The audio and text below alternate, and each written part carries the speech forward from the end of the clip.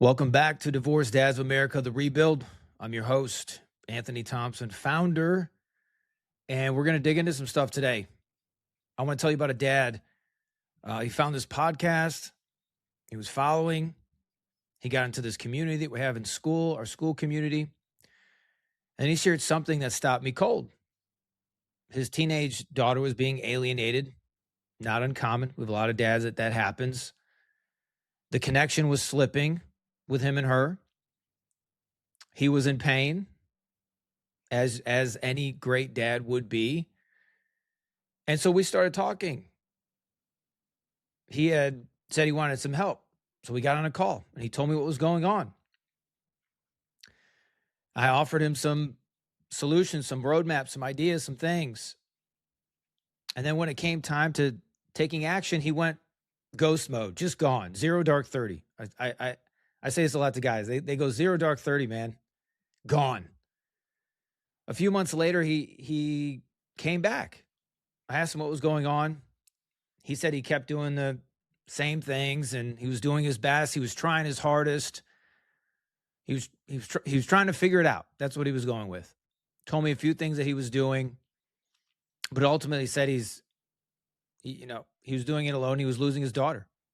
He goes, the connection that I feared would be lost is basically gone.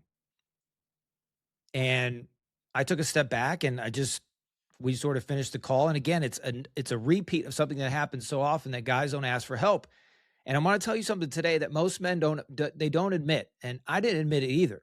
That's why I'm sharing it with you. This was one of the biggest things that held me back for so long. And I'm going to share with you some really interesting things, some of the data of why this is holding more dads back than they realize. Today, we're going to talk about the why. And so before you guys keep going, I thank you first and foremost for not just listening, but for doing what we're talking about. I don't need listeners, man. I don't need consumers. This isn't about me. It's about my fan club. This is about you, your life, and your leadership. What happens next? So those of you that aren't in the school group, get in it. If you haven't subscribed on Apple or Spotify, subscribe. Share it with somebody. Don't do this thing alone. Send it to somebody in a group text. We're about 100 or so followers from 1,000. That'll be a big marker for us as we continue to grow and reach more people. And the more that you do that, the more dads find the podcast. And I literally have every week a dad saying, I don't know how I found it, but I found it. And I want to say thank you, you guys, because they found it because of you. They found it because you clicked a button, you listened, you shared it, and you're literally helping another dad without you realizing. So let's get into why men are wired to figure it out. Figure it out. Man, that's a phrase that I can hear so long and so many times in my life. It starts not in your divorce. It started in your childhood, man. From the time you were a boy, you were handed a program. I want to talk about programs today because it's going to help you understand what's going on in your brain. It's going to help you understand why you're making decisions. We were told, be strong, don't cry, handle it, figure it out. And every time you did, every time you pushed through something alone, you got rewarded. You got respect, you got praise, right? With this identity of a man who handled his business, like you did it. And that program served you. It built probably a great work ethic. It got you through the hard things. And it's now running at full speed in the hardest season of your life. And it's actually costing you everything it was supposed to protect. Let me give you some of this data from the American Psychological Association. A report they did on masculinity. How about that? Found that men who strongly endorse traditional masculine norms, including self-reliance and emotional restriction, are significantly less likely to seek help and report significantly worse mental health outcomes, relationship quality, and recovery trajectory after major life disruption like divorce. The same wiring that built you is now limiting you. The dad I talked about in the opening story, he's not lazy. He's not weak. He was running a program that worked everywhere else in his life. And in this season, with this specific problem, it destroyed the one thing he was trying to save. So guys, listen, figuring it out alone is not strength. It's a program, and programs can be upgraded, right? You're not Rambo. You're not Iron Man. And I'm going to show you some other things in this short time we have today about what you can do instead. And a lot of times it's extremely fearful. It's extremely worrisome to do what I'm going to suggest. And I'm going to give you some of the data and things that I've had to do that actually works. So this is what it's costing you to do it alone. Something you have to consider. And I every dad I talk to, I say, hey man, what is the cost of you continuing to do what you're doing to get the results you're getting? Do you know the cost? I had a call yesterday with a guy and a dad that are working together, and he's trying to get his daughter back, and he's not really listening. He's not very humble. And finally, I asked him, I just said, what is the cost? What would it cost you to have you and your daughter back together? That you're with her, you don't have supervised visit. What would you do? What was that worth to you? And they couldn't respond because they've never counted the cost. They've never counted the cost of what they're doing, and they've never counted the cost of what they're not doing. So I want to get really, really practical about what the cost is. This is the cost of your life. This is the cost of time. This is the cost of your emotional energy. It's not just a financial cost. This is the cost of peace in your mind. What is that? So the dad in the beginning, this beginning story I was telling you about, he didn't lose his daughter because he didn't love her. He didn't lose her because he didn't try. Because the connection eroded in the months he spent trying to solve a relational problem with individual willpower. And by the time he came back, the gap had grown so wide to close quickly. So this is part of the cost. It was costing time. Every month you spend running the same program and getting the same result is a month your kids grow up without the version of their dad that they need. Time does not pause while you figure this thing out. It'll cost you clarity. When you're inside the problem alone, you can't see it clearly. You need someone outside to show you what you can't see. It's not weakness, it's actually physics. You cannot read the label from inside the bottle. It costs you connection. The dad who's so focused on solving his daughter's, alienation or connection, with YouTube videos and podcasts, and his willpower is not present with her in the moments he does have. He's in his head. He's trying too hard. He's strategizing. He's trying to figure it all out. And she feels his absence even when he's in the room. So listen to this from University of Michigan. They did a study on male help-seeking behavior. It found that men who delayed seeking support after relationship breakdown lost an average of 14 months of productive recovery time. 14 months compared to men who sought help early. That's 14 months of your kid's childhood, 14 months of business growth, 14 months of your rebuild, gone because of a program that you were designed as a kid to figure it out. That's what figuring out is costing you in the data of 14 months, trying to do it on your own, that you just throw down and throw it away in the trash. Proverbs 12:15 says, the way of a fool is right in his own eyes, but a wise man listens to counsel. It's not a soft verse. It's a direct challenge. The fool figures it out alone. The wise man gets counsel, and you have to ask yourself, which one are you choosing right now? We do not lack information in this world. I'm not here because you need more information. The guys that I work with and I coach, they have all the information. That's not what sets them apart. What sets them apart is what they do with the information. And when you have somebody that you're accountable to, then that information becomes the direction that you need and the fuel that you need for your life and what you want to build. So let me give you a framework today. Call it the counsel protocol. We need counsel. And it's not just getting advice from people.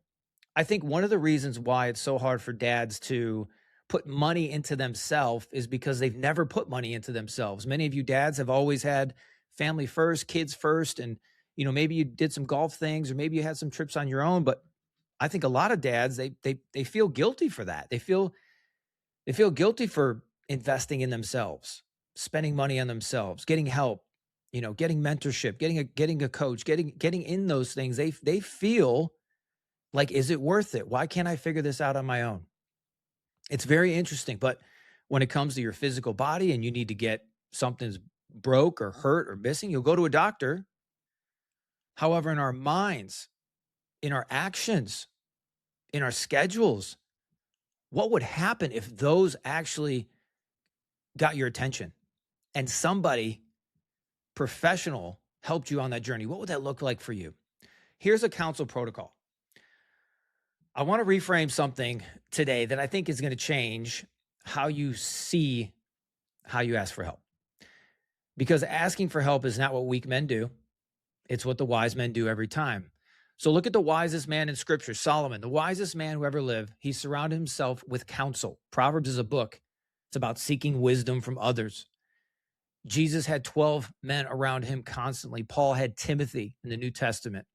David had Nathan. The pattern isn't that they were lone wolves, Rambo, Iron Man. The pattern is brotherhood. The pattern is counsel. Harvard Business School did a study on high-performing leaders, and it found that CEOs and executives who actively sought mentorship, listen to this guys in business, guys executive levels, I say this to them every single time.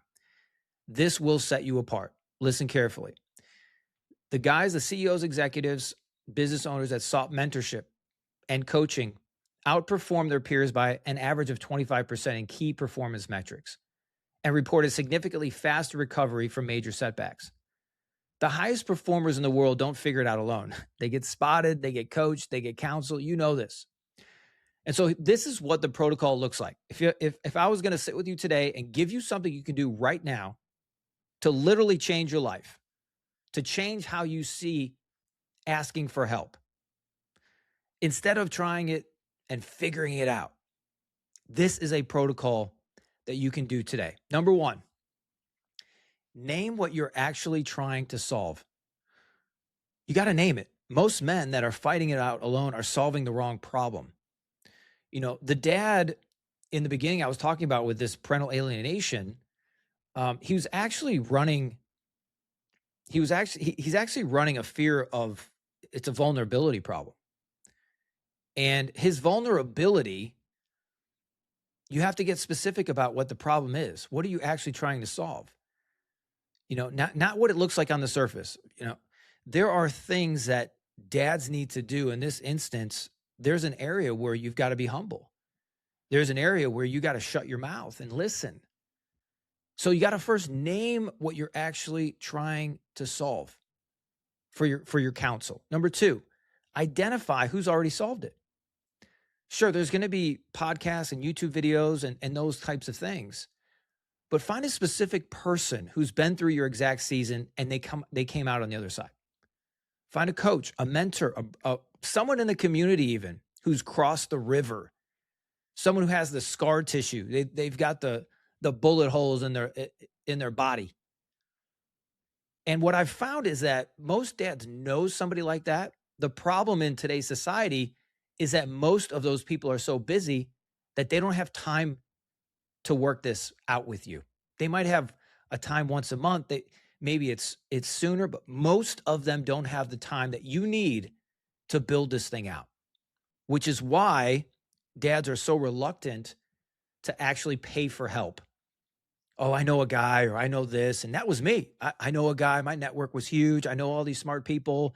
But when it came down to the end of the day, they weren't there consistently keeping me accountable to what I needed to do. That's the difference. That's the gap. That's what we're trying to close here for you.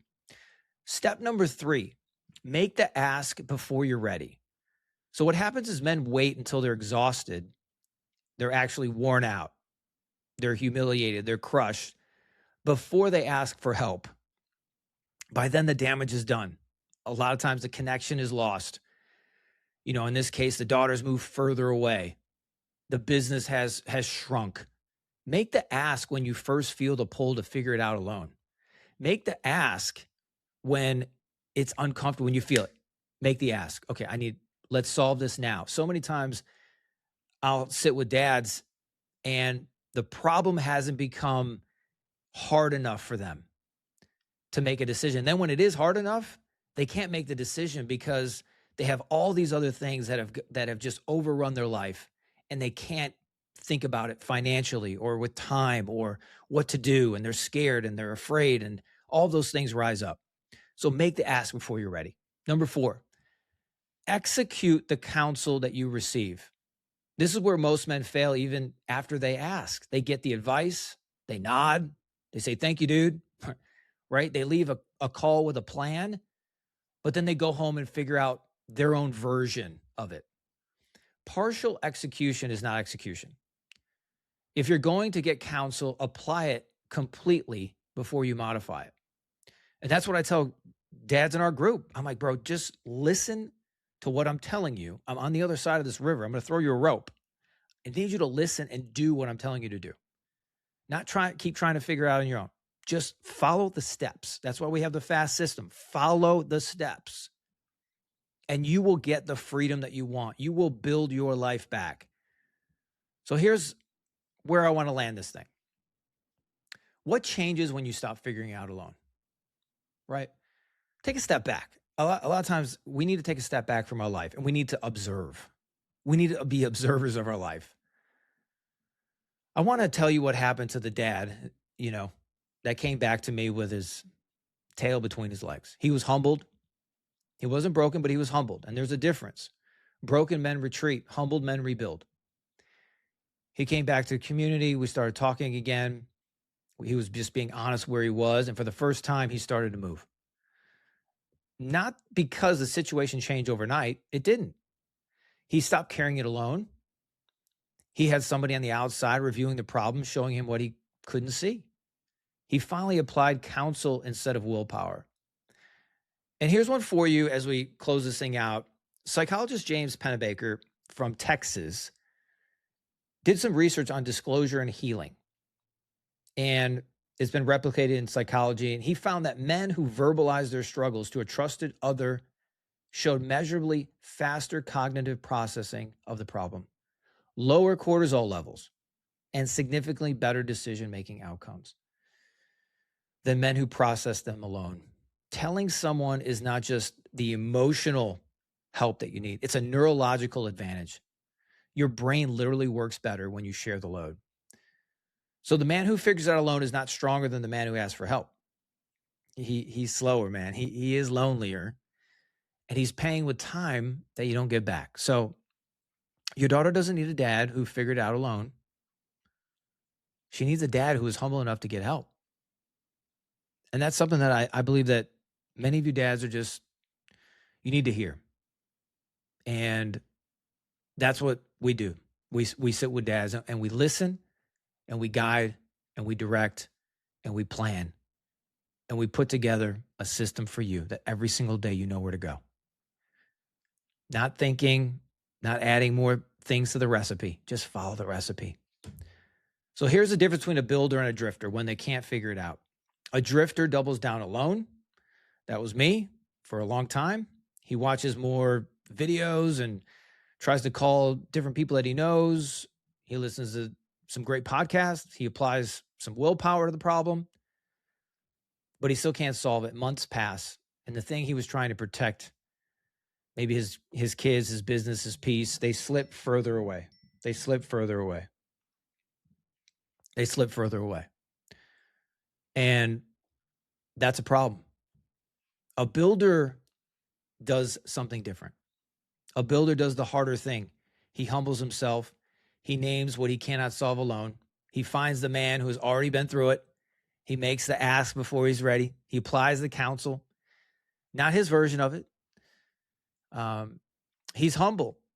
He's willingness to say, I can't do it alone. And it's not weakness, man. It's the most powerful move a divorced dad can make. Seek counsel. Seek them. The wisest man in history did not figure it out alone. Neither should you. Get the help. and let's build. Man, if this episode hits you, I want you to do one thing. Name the one thing you've been trying to figure out alone for too long. Write it down. Write down a person who's already solved it. Reach out to them today, not tomorrow, today. If you're ready to stop figuring out alone, the community is in the show notes, man. Got almost 800 guys that are building this thing out, doing it together. Those of you that haven't subscribed, we're almost at 1,000, about 100 of you. If you subscribe, we'll hit that number. We'll start really pumping this thing out, helping some dads who really need some help, man. So I love you, dude. I pray for you every day, and God bless you. I'll see you on the next one.